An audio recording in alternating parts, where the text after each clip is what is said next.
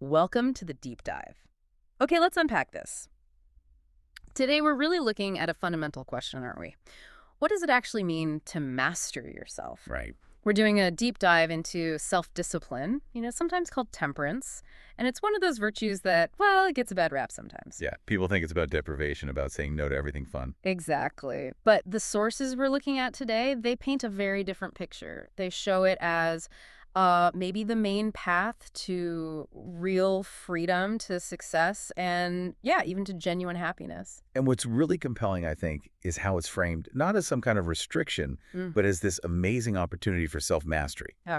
We'll get into concepts like akrasia, Yeah. that internal fight where you know what you should do, but actually doing it is, well, it's tough. We've all been there. Absolutely. And we'll look at some real practical strategies to win that battle. So this isn't just theory, right? It's about understanding not just what self-discipline is, but really why it matters for your life. So our mission today really is to give you some tools, some insights into how mastering your body, refining your mind, and maybe elevating your spirit can unlock potential you didn't even know was there. Mm-hmm. We've got some surprising facts lined up, some really compelling stories that might just change how you think about self-control. Hopefully, you'll walk away with some aha moments you can use straight away. Let's get into it. Okay, so we start where really all discipline has to start, the physical body. Right, the foundation. Our sources have this great phrase they call the body our glory, our hazard, and our care. It's all about dominating ourselves physically first, not letting things like laziness or outside forces or just sheer bad luck dictate how we live. It's taking charge of the vessel, so to speak. Exactly. And here's where it gets really interesting. Think about Lou Gehrig, the Iron Horse of baseball, famous for that unbelievable playing streak. Just incredible consistency. And his dedication, it was absolute. He loved his work so much he never cheated it, not even like flipping his bat casually. He just did the work. Yeah, and it's easy to look at someone like Gehrig and think, oh, he was superhuman. But our sources really emphasize he had that same inner voice of doubt, of fatigue that everyone has. Right. His self-discipline wasn't just there. It was something he cultivated, a strength he built, a really profound internal choice. So he wasn't born disciplined. No, not necessarily. He chose control. Even when he was tempted early on, there was this minor league drinking incident mentioned. And you can contrast that with, say, Babe Ruth's lifestyle, right? Much more indulgent. Cert contrast. Gehrig could have easily coasted on his talent, but he didn't. He held his fame lightly, but he took the obligations seriously. And even when he got sick, facing that unendurable illness, he did it with such poise, famously calling himself the luckiest man. It's amazing. Gehrig's huge endurance, it came from that consistent daily effort. But, okay, how do we translate that? How do we build that kind of discipline into our daily lives? Especially when everything's pushing us towards ease, toward the shortcut. Where do we even start? We'll take Toni Morrison. That's a fantastic example. A single working mother, 2 young boys. Wow. And she meticulously carved out time, precious time, really early in the morning to write, before the kids woke up, before the job started demanding things. That takes serious commitment. It does. And she called it a secular ritual. It wasn't just spiritual, though. It was intensely practical. Those early hours gave her a clarity, a confidence, fresh willpower, things you just don't get later in the day when you're already depleted. I can hear people thinking, though, but I'm just not a morning person. Right. And the sources hit that head on. They say flat out, nobody is a morning person. Ah, okay. The point isn't whether you feel like it. It's about seizing that quiet, uninterrupted time, that window to cultivate what they call your flowering potential. It actually connects back to really ancient traditions, rising early. So the advice is? Cherish the time, but most of all, use it. Don't just admire the quiet. Make something of it. Time. Now, let's flip that. What happens when you lack that physical discipline? Contrast Morrison with, say, the tragic end of King George IV. Okay. His gluttony, his excess, it led him to apparently exclaim right at the end, "Good God, what is this? This is death." Yeah. He seemed to believe he was somehow above the rules of health. And that belief was his downfall. Pretty much. It sealed his demise. Now compare that to someone like President Theodore Roosevelt. Teddy, yeah. Born weak, apparently quite vulnerable physically, but he deliberately chose what he called the strenuous life. He literally remade his body through constant physical activity, even when he was president. And can never stop pushing himself physically. And this isn't just, a personal choice for feeling good. Our sources actually point out it can become a national security issue. How so? They mention how nearly half of young Americans right now are ineligible for military service because of fitness levels. Wow, that's a sobering statistic. It really is. It underlines the idea that you need to fuel your body like a, well, like a high-end race car, as they put it, not just let it run down. So this brings up a really fundamental question then. What truly controls you? Mm. The ancient Greeks talked about this thing called akrasia, that inner battle, right? Where you know what's good for you, but you still reach for the cookie or hit snooze. Yep, know it well. And our sources also talk about a related, maybe broader concept, kanha. It's like this deep thirst or craving. So akrasia is the moment of weakness, and tana is the underlying drive. Sort of, yeah. Kanha is often what fuels those acratic moments. Think about Dwight D. Eisenhower. Smoked 3-4 packs a day for 38 years. Wow. Quick cold turkey, just decided, done. Or Richard Feynman, the physicist. He gave up drinking instantly the moment he felt it starting to have a real pull on him. That takes incredible willpower. So the question for us is, what are you hooked on? Exactly. Seneca, the Stoic philosopher, he pointed out that slavery isn't just about having a master. You can be enslaved to sex, to money, to ambition. To hope or fear, as the quote goes. Right. And today, it could easily be social media likes, couldn't it? Or constantly needing to check the news cycle. Definitely. There's a really simple test they suggest, an illuminating test. If that habit you have, or that app on your phone, if it was invented today and you knew all the downsides, all the risks, What? would you actually start using it? Ooh, that's a tough one. That really makes you think. It does. It's about quitting the dependency. Because, as they say, it's not the sex or the likes or the drink, it's the need. And it's this need that is the source of suffering. Undoing the need itself. Which leads to another idea, avoiding the superfluous. Yeah. Cato the Elder famously said, nothing is cheap if it is superfluous. Meaning if you don't need it, it's expensive no matter the price. Exactly. His frugality wasn't about being miserable. It was about radical independence. He turned down expensive gifts, kept things incredibly simple. And the principle there is the less you desire, the richer you are. The freer you are, the more powerful you are. Think about Reuben Hurricane Carter. The boxer, wrongfully imprisoned. Yeah. Survived 19 years in prison. And part of how he did it was by deliberately stripping himself of basic needs, finding a kind of dignity and freedom in needing almost nothing from the system that confined him. Radical self-sufficiency. Wow. Okay, so we've talked about urges, needs, simplicity. What about just basic order? Does that play a role? Absolutely. There's this great anecdote about Robert Moses, the guy who built so much in New York. Or power broker. Right. He apparently preferred a big table instead of a desk. Why? No drawers. No drawers. Why? Because it forced him to deal with everything immediately. There was literally no place to hide papers. Everything had to be processed, decided on, moved along. That's fascinating. It really embodies that idea from Gretchen Rubin. Outer order, inner calm. Precisely.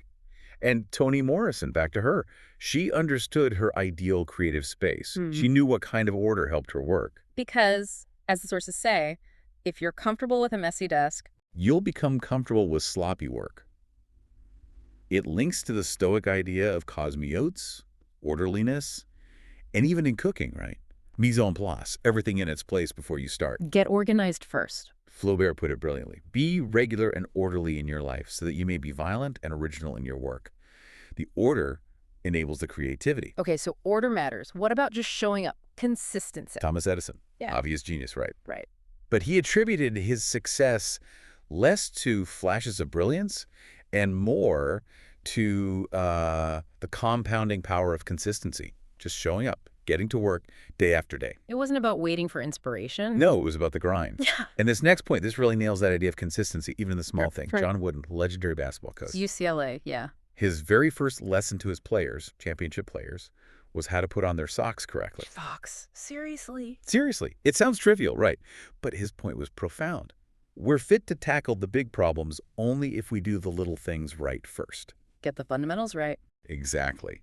The devil is in the details, but so is salvation. Yeah. If you ignore the small stuff, you leave yourself vulnerable. You can't build anything big on a shaky foundation. Okay, so consistency, attention to detail. But what about speed? We always hear about hustle, right? Yeah, that's a big buzzword, like celerity in the military, or that restaurant motto, a sense of They urgency. always be moving fast. And there are examples of failure through slowness. General George McClellan in the Civil War, he famously suffered from the slows, couldn't act decisively. But I sense a but coming. There is. Because our sources present this fascinating paradox. Octavian, who became Emperor Augustus, his motto was basically more haste, less speed. Festina lente. Hasten slowly. Hasten slowly. And think about General George Thomas, another Civil War figure, nicknamed Old Slow Trot. Doesn't sound like a compliment. Maybe not, but he was famous for his deliberateness. He absolutely crushed his enemy in a key battle. Why? Because he waited. He made sure everything was perfectly ready, every detail was right, and then he attacked with, quote, all deliberate speed. So the slowness was strategic. It was purposeful. It explains why the tortoise, not the hare, actually understood hustle in the fable. The hare rushed, the tortoise was deliberate and consistent. That was the real hustle. Okay, so deliberate action, consistency, which implies practice, right? Oh, massively. Think about master swordsman. Nakayama Hakuto practiced drawing his sword, just the draw, 2,000 times a day. 8,000 times, just drawing it. And Musashi, maybe the most famous samurai, just said, training from morning to night. Constant refinement. It really drives home that idea. We don't rise to the occasion. We fall to the level of our training. Musashi had this phrase, chotan seki ren, basically. Practice and then practice more. You're going. He also famously said 1,000 days of training to develop, 10,000 days of training to polish. Mastery takes time. And it raises that uncomfortable question. When you're not practicing, who is? Someone else is getting better. Exactly. Yeah. As Bill Bradley, the basketball player and senator, noted, eventually they'll beat you if you're standing still. So it comes down to the work itself. Just doing the work. Right. Joyce Carol Oates, the author. Astonishingly prolific. She writes so much. How? It seems driven by what the ancient Greeks called philoponia, a love of toil, a love of the work itself. She enjoys the process. For her, the reward is the work. She calls it torture and also heaven. That deep engagement is the payoff. Like Martha Graham said about dancers. Yeah, like cockatoos, almost hysterical with excitement just to perform. When you find the thing you're meant to do, the work itself becomes the drive. Or think of Angela Merkel's appearance. Very consistent, very simple. Right. Her statement was, I am a civil servant, not a model. It was a conscious choice to focus on the substance, the work, not the superficial. That's a very Stoic idea. What's on the inside matters most. Okay, work, practice, consistency, but surely you can burn out. What about rest? Ah, yes. This sounds like a contradiction, but rest is actually a profoundly disciplined act. How so? Greg Popovich, the San Antonio Spurs coach. Famous, even controversial, for resting his star players during the regular season. People criticized him for that, didn't they? Saying he wasn't trying to win every game. They did, but his discipline was focused on the long game.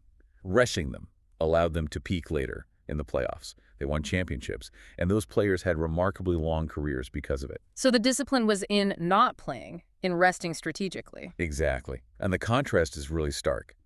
James Forrestal, America's first Secretary of Defense. Brilliant man, but tragically worked himself to death. Just couldn't stop. Couldn't stop. Goethe warned about this centuries ago. Absolute activity of whatever kind ultimately leads to bankruptcy.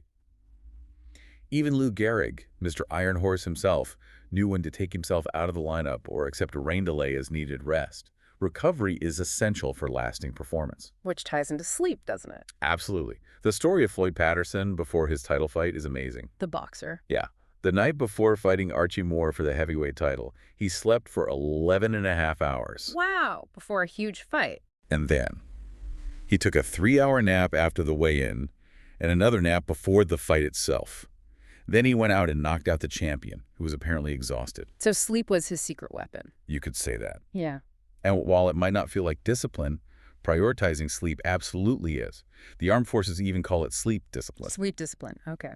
Admiral James Stavridis, former NATO commander, he realized monitoring his crew's sleep was just as vital as checking their weapon systems.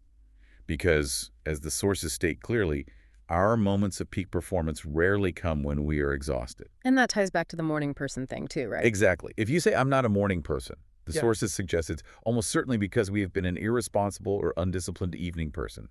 Didn't prioritize winding down, getting to bed. Ouch. Fair point.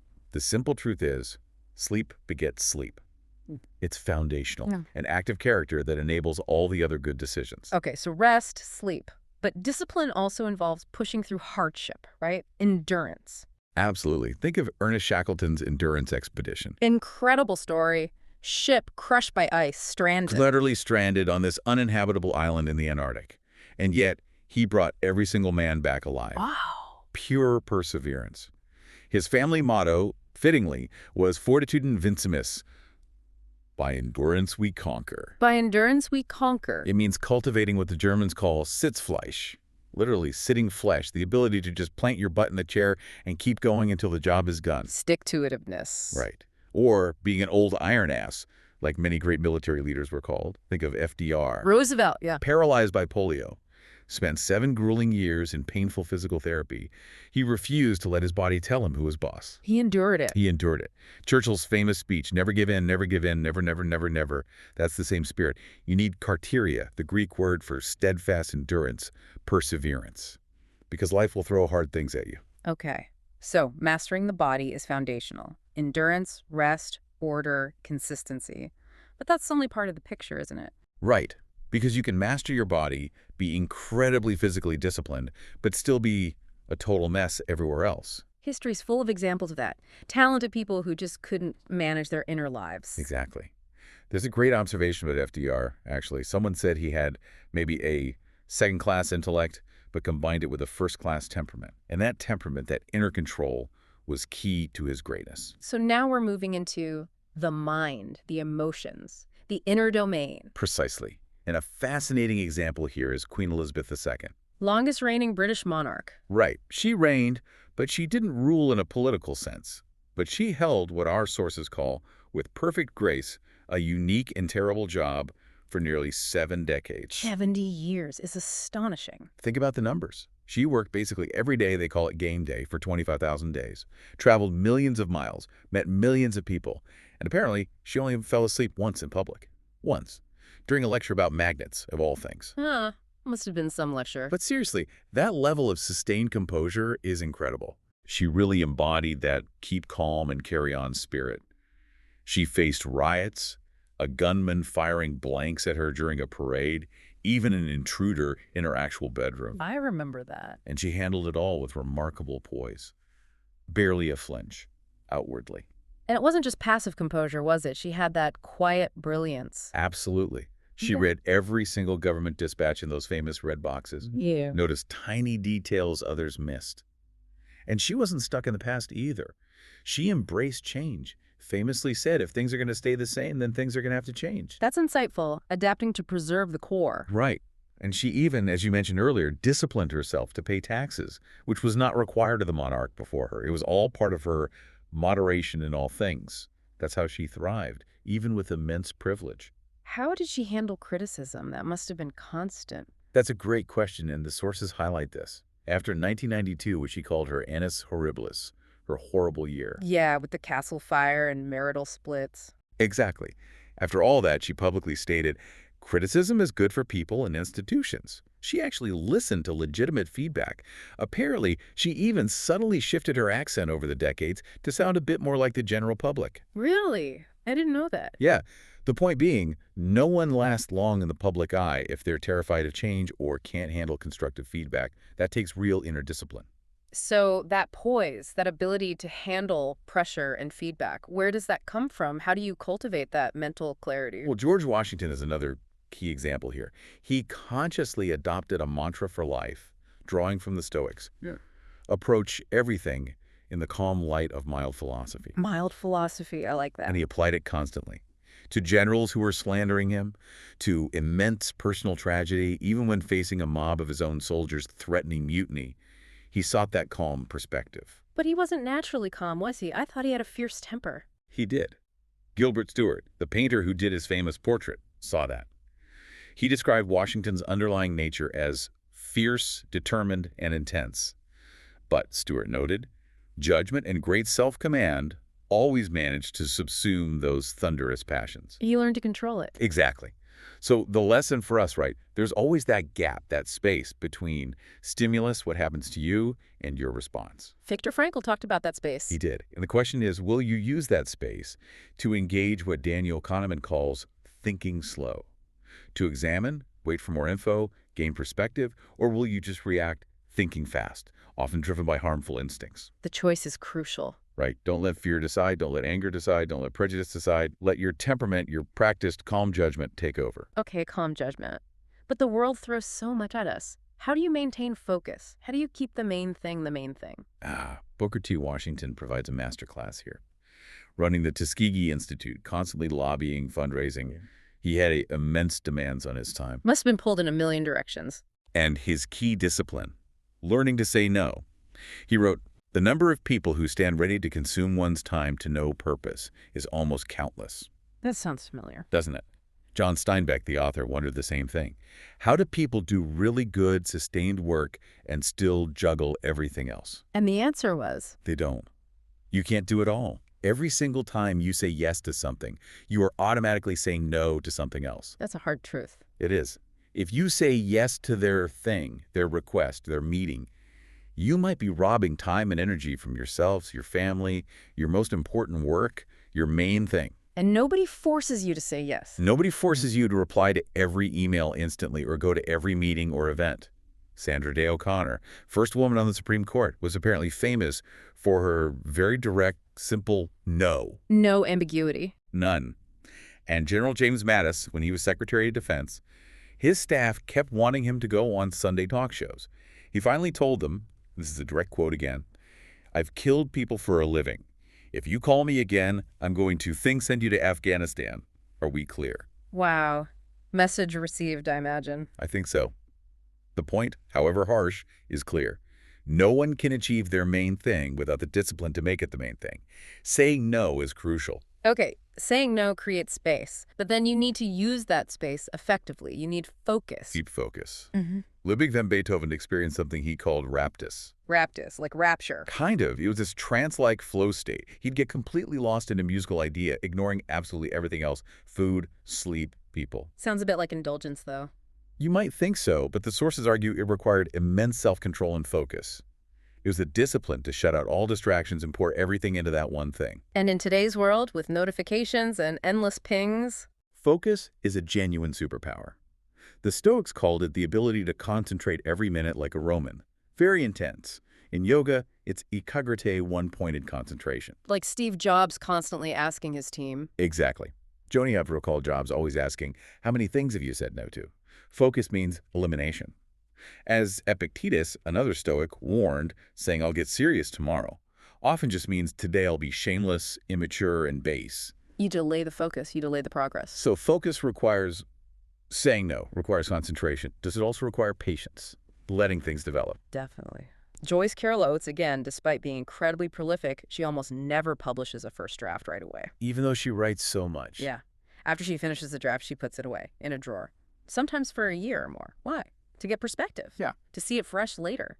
Abraham Lincoln apparently did the same thing with the Emancipation Proclamation. He wrote it, then waited for the right moment to issue it. That must be agonizing, just sitting on something important. It must be. But as Aristotle said, patience is bitter, but its fruit is sweet. Think about Edison again. His genius wasn't just the ideas. It was the patient commitment to test thousands of filaments for the light bulb. Thousands. Incredible patience. Leonardo da Vinci noted, "Patience serves as protection against wrongs as clothes do against cold. It protects you from rash decisions, from mistakes born of impatience. You need that long patience, like Shackleton needed, to let your plan take effect, even if everyone around you is screaming to hurry up." Okay, patience is key. But what about the other extreme? Perfectionism. Isn't that a kind of discipline? This is a crucial distinction. Perfectionism looks like discipline, but our sources argue it's often a vice in disguise. How so? Take Martha Graham, the dancer and choreographer. Hugely influential, but also a notorious perfectionist. Right. She'd get completely bogged down, convinced her work was no good. She even destroyed a whole year's worth of choreography once. It became, as they call it, a creative prison. Yeah, we see it elsewhere too. Da Vinci, brilliant as he was, failed to finish many paintings. Steve Jobs delayed the launch of the Macintosh because of perfectionist tinkering. Ralph Ellison couldn't bring himself to publish his second novel after the massive success of Invisible Man. So perfectionism stops you from finishing, from shipping the work. Exactly. It's often just paralysis. It can be a kind of narcissism and obsession dressed up as high standards. But the hard truth is, what you don't ship is, by definition, a failure. Mm-hmm. It never sees the light of day. The Stoics would probably have something to say about that. They would, like, not trying because you're not sure you can win is cowardice. Graham was actually lucky. She had a musical director, Louis Horst, who would eventually just call a halt. He'd demand decisions, force her to move on. Someone had to break the spell. Because, as the saying goes, perfect is not just the enemy of the good, but it's the enemy of everything that might come after. You get stuck striving for impossible perfection and miss out on creating the next thing. Okay, so avoid perfectionism's trap. What about just getting started on the tough stuff? Procrastination is the opposite of discipline, right? Absolutely. There's this great old saying, maybe from Chamfort, a man must swallow a toad every morning if he wishes to be sure of finding nothing still more disgusting before the day is over. Swallow a toad. Ew, what does that mean? It means do the hardest, most unpleasant task first thing. Get it out of the way. The poet William Stafford put it more simply, do the hard things first. Eat the frog, they sometimes say now. Right, eat the frog. Don't wait. Don't warm up with easy stuff. Don't tell yourself, oh, I'll get to that difficult report after I clear my inbox. No, tackle it first. Like Toni Morrison using her best energy those early hours for her most important work, the writing. Exactly. Then the rest of the day, dealing with other demands, felt like a bonus. Procrastination, the sources say, is a loser's game because the graveyard of lost potential is filled with people who just needed to do something else first. That's a haunting image. It is. As Montaigne said, basically, anything you can do another day can be done now. Just do it. Eat the toad. Okay. So we've talked about focus, patience, avoiding perfectionism, doing the hard things. But what happens when things go wrong? When you fail? Discipline isn't about never falling, is it? Not at all. It's about getting back up. Floyd Patterson again. After he became champion, he lost the title badly, got knocked down 7 times in one round. Humiliating for a champion. Terribly. Most champions who lose like that never win the title back. He felt sick with guilt, completely demoralized. What turned it around? Something amazing happened. Archie Moore, the guy he beat for the title originally, the guy he took the belt from, sent him a letter. His former opponent. Yeah, offering kindness, sympathy, and even strategic advice on how to fight the new champion. Wow. That's incredible sportsmanship. Grace. It was exactly what Patterson needed. It stopped him from spiraling into despair. And then Patterson did something remarkable. He watched the film of his brutal defeat over and over again. Studied it. He faced his failure head on. He did. And a year later, he fought for the title again and won it back. Became the first heavyweight champion ever to regain the title after losing it. That's resilience. It's pure resilience. Yeah. The sources say, look, we're all going to mess up. Everyone fails. The real test is, can we get back up? Like the Zen saying. Exactly. Falling down 7 times and getting up 8. Viktor Frankl, too. Survived the Holocaust, unimaginable trauma. But even after liberation, he faced deep despair, the loss of everything. Yet, he got back up. He said yes to life, to a second try. That ability to rise again is crucial discipline. Okay, getting back up from failure. What about enduring ongoing struggle, like physical pain? This is a complex one. John F. Kennedy is a poignant example here. Camelot, the charisma, but he had health problems. Severe health problems, almost constant pain from various conditions, back issues, Addison's disease. And tragically, our sources detail how he sought relief through a really dangerous mix of drugs, amphetamines, strong painkillers, even an antipsychotic at one point. Really? That's not the image most people have. No. He apparently told one doctor who tried to caution him, I don't care if it's horse piss, it works. He just wanted the pain gone. So what's the lesson there? Seeking help for pain is important, surely. Of course. But Kennedy seemed to be looking for a magic pill to make the problems vanish, rather than engaging in the hard work of, say, physical therapy or other sustainable solutions. He used medicine, and apparently sex too, almost as an escape, not as a tool within a disciplined health strategy. And that had consequences. Potentially huge ones. His reliance on these substances, his impaired judgment at times. It could have had massive implications, especially during crises like the Cuban Missile Crisis. And ironically, the sources suggest the real long-term solution for his chronic back pain was likely exercise, consistent, disciplined exercise, Not the quick fix. not the quick fix. The takeaway is, we must be very suspicious of anyone who tells us they can make our pain disappear without real work. Discipline often involves facing discomfort, not just numbing it. Okay, so that's the battle against pain. What about the battle against pleasure, against indulgence? Right, the other side of the coin. Many people misunderstand Epicurus, the Greek philosopher. They think Epicurean means hedonism, pure indulgence. Fine food, luxury. But his actual philosophy was much simpler, much more about moderation. He once famously asked for just a small pot of cheese so he could have a feast. That little bit of cheese was, for him, a peak pleasure because it was simple and appreciated. So he wasn't about excess. Not at all. Excess, like we saw with King George IV or maybe Babe Ruth in baseball, that often leads to a kind of hellish existence they create for themselves through lack of restraint. It's about finding the right balance, like Churchill's famous line about alcohol. Exactly. I have taken more out of alcohol than alcohol has taken out of me. Whether you agree with his assessment or not, the principle is the critical test. It's not just what pleasure gives you, It's what it will take out of you in the long run. precisely. Temperance isn't necessarily abstinence. It's about going to the right length and no further, finding that sustainable balance. Because, as the sources state bluntly, no one enslaved to their appetites is free. Okay, so managing Cain, managing pleasure. What about managing provocation? Dealing with insults, attacks. This requires immense self-control. There's a story about William Thalhimer, a wealthy Jewish businessman in the early 20th century. He was trying to buy some land, and the sellers made anti-Semitic remarks right to his face during the negotiation. Awful. How did he react? He didn't. He just quietly endured it, stayed focused on the goal, getting the land he wanted, and completed the deal. He refused to be provoked off course. He didn't let their ugliness become his. Exactly. And Arthur Ashe Sr., the father of the famous tennis player, witnessed this. As a black man in the segregated South, he learned from Thalhimer's restraint, and he passed that lesson in self-control onto his son, Arthur Ashe Jr., who became known for his incredible poise on court. It connects to Ruth Bader Ginsburg's mother-in-law's advice too, right? Yes, it helps to be a little deaf. Sometimes the most powerful response is no response. So for us today, when we encounter, say, microaggressions online or just nasty comments, the challenge is not to freak out. That's the challenge.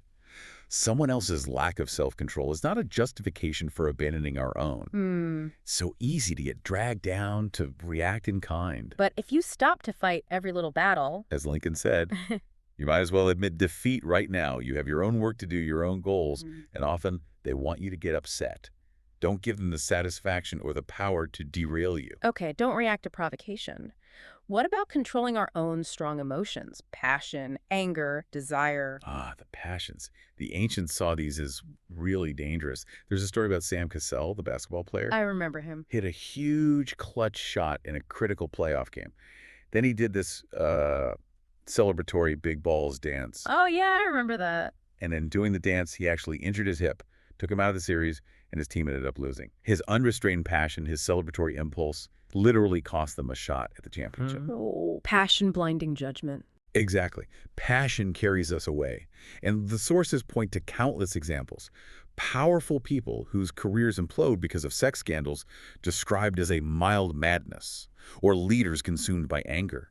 Lincoln apparently wrote furious letters, hot letters, but often had the discipline not to send them. Truman wrote some famously mean notes he later regretted. So the common thread in mistakes is often... Somebody lost control of their emotions. Yeah. Nearly every regret, every major mistake comes back to that. John Wooden, the coach, actively tried to keep excessive passion off his team. He said victory will not occur if you are a slave to passion. It's maybe the hardest one to quit, that slavery to emotion. Okay, controlling passion. What about just being quiet? Is there discipline in silence? Absolutely. George Washington, again, known for his reserve, his quiet dignity. Angela Merkel, her closest aides, reportedly have never even seen inside her apartment.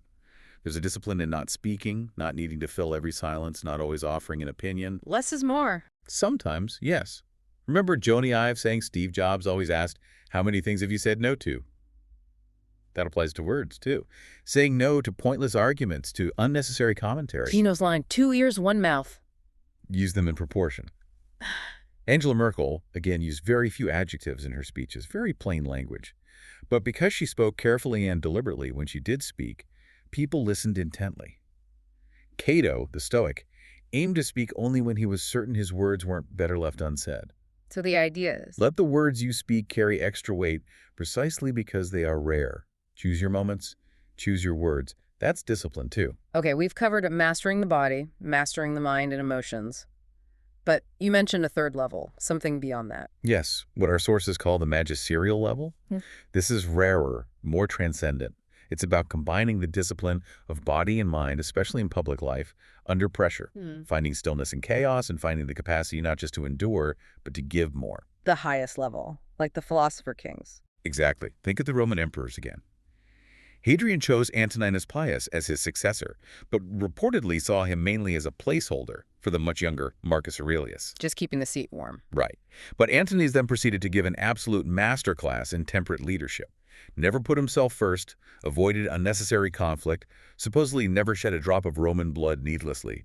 His reign was remarkably peaceful and just, and his very last word, as he lay dying, equanimitas. Equanimity. Wow. Equanimity, inner peace, balance. Profound calm, even in death. And Marcus Aurelius, his adopted son who followed him, he faced constant crisis, floods, invasions, a terrible plague. Anything but peace. Anything but peace. Yet he internalized that lesson of equanimity. He saw adversity not as a roadblock, but as an opportunity. Famously wrote in his meditations, "The impediment to action advances action. What stands in the way becomes the way." Turning obstacles into fuel. Yes, and his discipline was directed inward, exacting standards only for himself while being tolerant of others' flaws. During that devastating plague when the treasury was empty, he sold off valuable furnishings from the imperial palace to raise funds rather than raising taxes. He lived by what the sources call unrestrained moderation. Unrestrained moderation, that's a great phrase. It links to that idea of being strict with yourself, but tolerant of others. Precisely. Cato the Younger, another Stoic, was legendary for his personal austerity, his strictness with himself. But the key is, it's self-discipline for a reason, not just for show, and not to beat others over the head with. Right, you don't impose your standards on everyone else. Ideally not. Kobe Bryant, for all his greatness, apparently struggled with this. He had trouble accepting that his teammates couldn't all be Kobe's, couldn't match his insane work ethic. And that lack of tolerance might have actually cost his team's championship sometimes. Interesting. So being too demanding of others can backfire. It can. Contrast that with Gandhi. His friends specifically appreciated his non-judgmental attitude. Or Colin Powell, when he was chairman of the Joint Chiefs during the Gulf War. He secretly slept on a cot in his office sometimes, but he deliberately hid it from his staff because he didn't want them to feel obligated to match his hours. That's considerate leadership. It is. The takeaway. The self-discipline don't berate, they don't ask for anything, they just do their job. And hopefully they inspire others subtly, by their example, not by nagging. Okay, tolerant with others, strict with self. What about that grace under pressure idea? How does that fit into this highest level? It's central. Hemingway's definition of courage, right? Grace under pressure. We saw it with Queen Elizabeth's responses to crises like the '77 London bombings or the pandemic. Her calm demeanor was itself a statement of character. It reassured people. Immensely. Marcus Aurelius, facing that attempted coup we mentioned, he consciously drew strength by thinking of his predecessor, Antoninus, reminding himself, the nearer a man is to a calm mind, the closer he is to strength. Willing himself to be calm. Yes. And there's that incredibly stark story of Pastor, the Roman senator, whose son was being executed by the Emperor Caligula right in front of him at a banquet. Horror. Unimaginable. Yet Pastor reportedly just sat there, drank his wine calmly, shed no tears, not out of coldness, but to deny the sadistic emperor the satisfaction of seeing his pain. That's an extreme, almost unbearable example of grace under pressure. Having the strength not to react, not to break down. Sometimes, yes. Having the strength not to do the thing you desperately want to do, run, scream, curse, collapse. And why do it? As the sources suggest, sometimes we do it because they're watching, because leadership demands composure even when you're breaking inside. That composure often involves carrying the load for others, doesn't it? It does. That story about General Mattis on Christmas Day. Taking the guard duty. Yeah. Surprising a young Marine on guard duty, telling him to go be with his family, and taking over the post himself for hours on Christmas Day. That's incredible. It powerfully illustrates that leadership is sacrifice. As the sources say, the privilege of command is command. You don't get a bigger tent. More responsibility doesn't mean more perks. It means more burden. Like Antoninus telling his wife. Now that we have gained an empire, we have lost even what we had before. Success obligates you to more service, not less. And sadly, for every leader like Mattis or every CEO who gives up their salary in tough times, you see others taking huge bailouts and then giving themselves massive bonuses. A total lack of that sense of All obligation. right, the principle remains. To lead, you have to bleed. You have to be willing to sacrifice. Okay, strict with self, tolerant of others, carrying the load. But what about being kind to yourself? Can discipline become self-punishing? That's a really important point. Discipline shouldn't be self-flagellation. There's this gentle story about the Stoic Cleanthes. He saw another man harshly berating himself for some mistake. Beating himself up. Exactly. And Cleanthes quietly intervened, just reminding him, remember, you're not talking to a bad man. A little bit of self-compassion. Yes. While discipline demands high standards, it absolutely cannot be rooted in self-loathing. You're human. You will make mistakes. No one is perfect. As our sources put it, it is an act of self-discipline to be kind to the self, to be a good friend to yourself, Because growth comes from. place of love and support, not from constant self-criticism.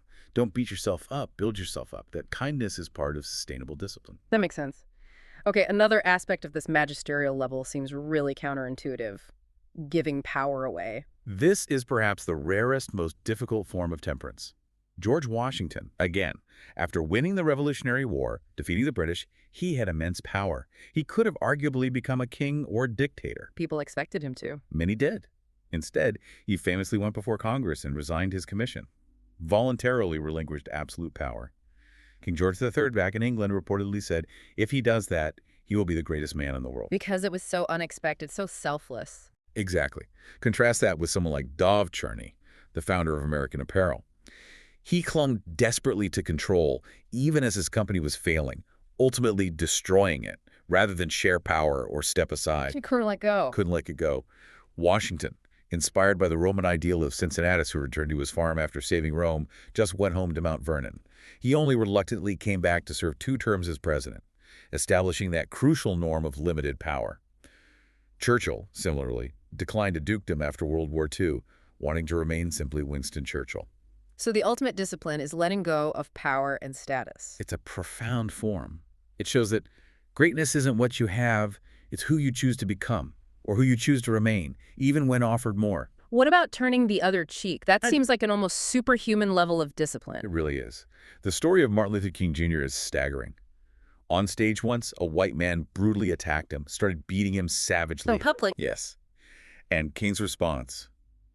He dropped his hands, completely non-resistant, like a newborn baby, ready to receive more blows, literally turning the other cheek. Then he stopped the furious crowd from retaliating, telling them, don't touch him, we have to pray for him. That takes unimaginable willpower. It's beyond just tolerating insults. It's an active choice for nonviolence and forgiveness in the face of direct assault. And another, different but also profound example, Sandra Day O'Connor. After her husband developed Alzheimer's and, in his confusion, fell in love with another patient in the care facility. That must have been heartbreaking. Unimaginably painful. Yet O'Connor used her platform not for bitterness, but to raise awareness about Alzheimer's, saying with incredible grace about her husband finding comfort with this other person, I'm happy it makes John happy. Wow. It shows the deep commitment to a marriage, to a cause, to a principle, inevitably opens us up to being hurt. But sticking with that commitment often requires a continual turning of the other cheek, absorbing pain without lashing out. Absorbing pain. Sometimes discipline involves knowing when to retreat, though, right? Not just charging forward. Absolutely. Knowing how to make a graceful exit or a strategic retreat is crucial. The evacuation of Dunkirk in World War II. Technically, it was a massive defeat, a retreat. Right, the British Army trapped on the beaches. But the way it was handled, the order, the discipline, the courage shown by ordinary people in the little boats that ended up inspiring Britain, boosting morale. Churchill found a victory inside this deliverance. Socrates, the philosopher, was also apparently known for maintaining his dignity and composure, even when retreating from a lost battle. So retreating isn't always failure. Not at all. Our instinct is often to just push forward, never admit defeat, never back down. But sometimes you have to live to fight another day. Sticking with a losing strategy, like Lincoln's father, who apparently kept hugging a bad bargain in farming, traps you. Knowing when to cut your losses. Exactly. Lou Gehrig, again, famously benched himself when he realized his illness meant he could no longer perform at a high level, putting the team first. Dean Acheson, a high-ranking official under FDR, disagreed strongly on a policy point, couldn't support it, so he politely and professionally resigned, setting a standard for principled exits. So the question becomes, Can you put your ego aside and accept defeat? Walk away when it's time. A strategic retreat isn't permanent surrender. It buys you time and space to regroup and attack the problem differently later. okay, we've covered grace, sacrifice, letting go, retreating. What about just enduring the absolutely unendurable when things are just bleak? This comes back to that idea of carteria, but maybe at the level of the soul. Perseverance when there seems to be no hope left. Beethoven, around 1802, he was hitting rock bottom. Going deaf. Yes, plagued by fevers, terrible headaches, and the crushing realization of his growing deafness. Aha. As a composer, he was deeply depressed, contemplated suicide. He wrote about it in a famous letter, the Heiligenstadt Testament. But he didn't give up. He didn't.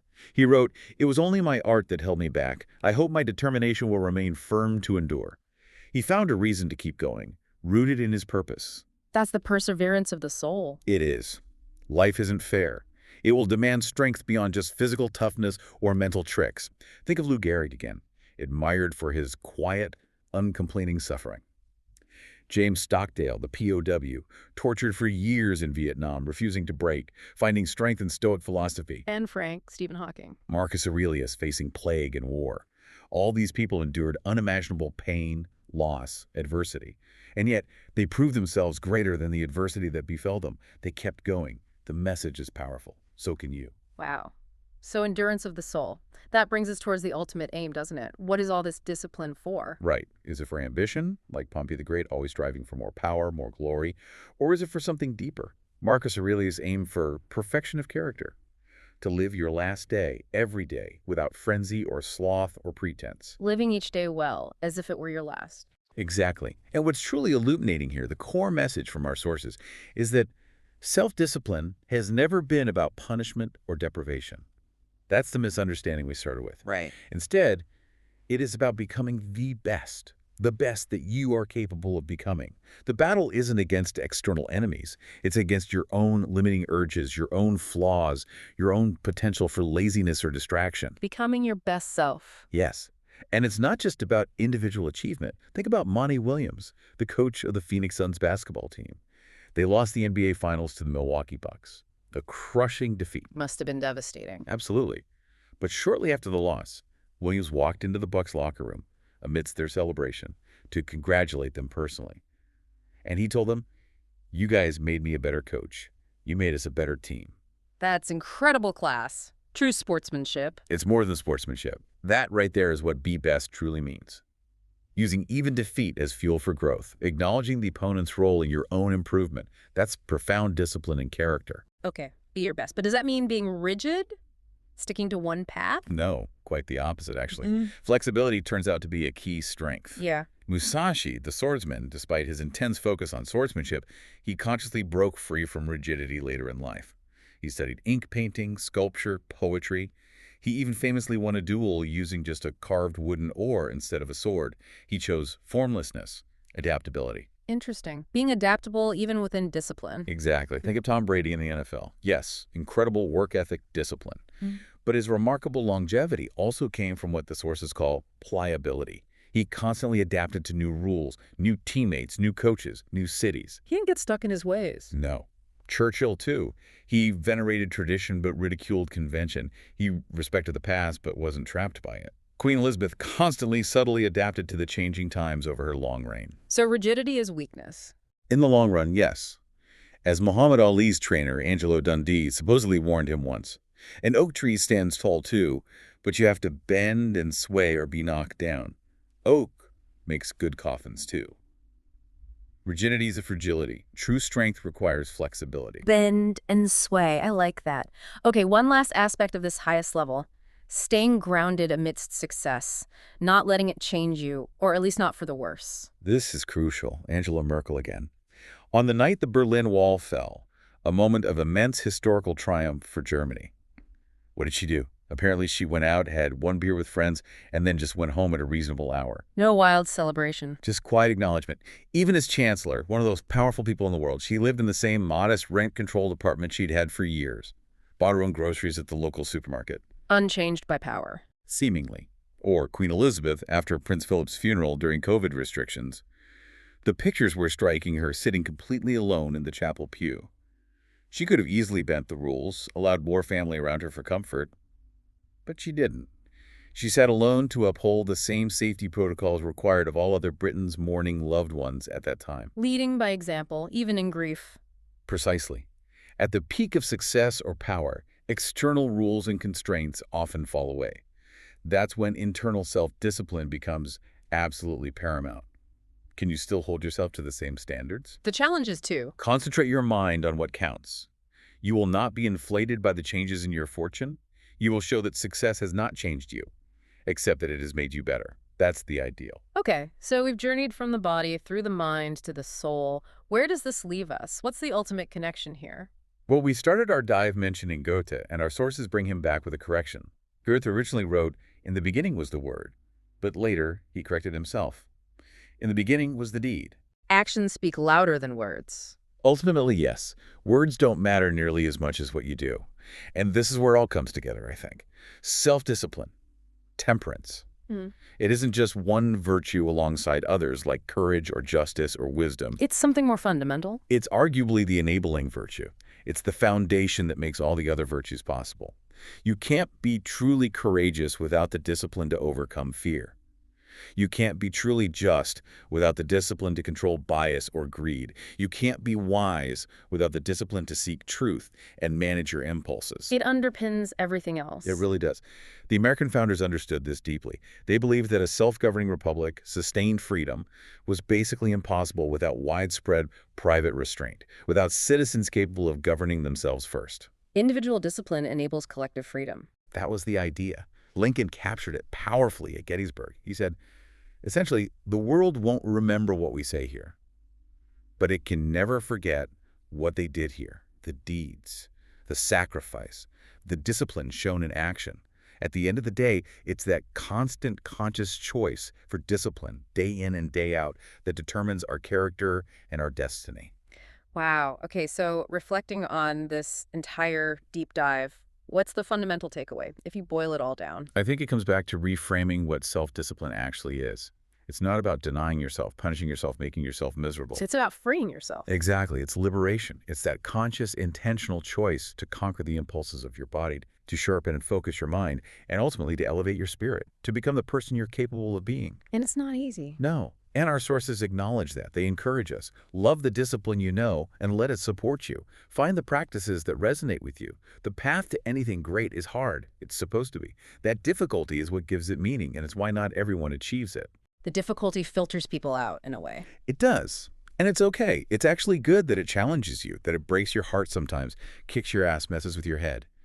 Because it's through navigating that struggle, that difficulty, that true discipline can be cultivated with balance, with sustainability, and with that crucial virtue of temperance. So as we wrap up, the question for you, listening, is maybe this. What is your version of love the discipline you know? What practice, what commitment resonates with you, and just maybe? What profound freedom, what untapped potential could that commitment unlock for you if you started today?